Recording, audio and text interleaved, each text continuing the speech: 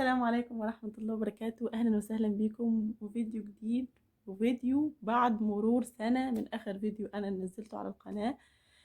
أه قبل ما نبدأ الفيديو يا ريت تشتركوا في القناة وتفعلوا زر الجرس عشان يوصلكم كل جديد، عشان في فيديوهات كتير كتير إن شاء الله الفترة اللي جاية دي.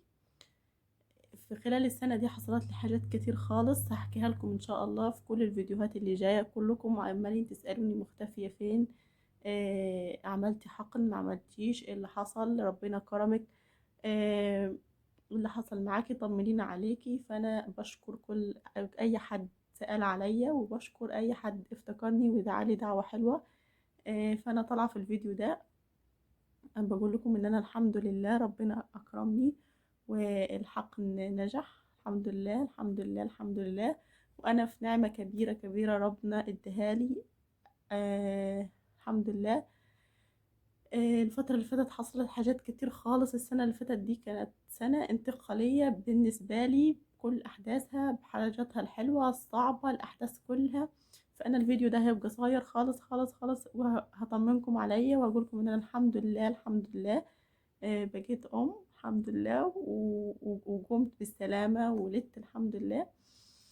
فالفيديوهات اللي جايه كلها هحكي لكم كل حاجه بالتفصيل الممل، من اول ما بدات اعمل الحقن لحد ما ربنا اكرمني بالولاده، والحمد لله ان انا قمت بالسلامه وتعافيت. وليه ان انا ما قدرتش اعمل فيديوهات ولا اصور اي حاجه الفتره اللي فاتت دي كلها، هقول لكم الاسباب وكل حاجه ان شاء الله في الفيديوهات اللي جايه. فانا حبيت اقول لكم الخبر السعيد، الحمد لله ان الحقن المجهري نجح اخيرا معايا بعد عناء 5 سنين، والحمد لله بقيت ام.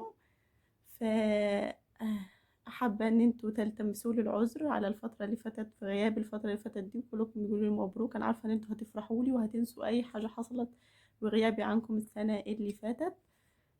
بس كده، ده فيديو صغير خالص هو حبيت اوضحكم فيه واقول لكم الخبر الحلو ده اللي كلكم غالبا استنتجتوه من غيابي.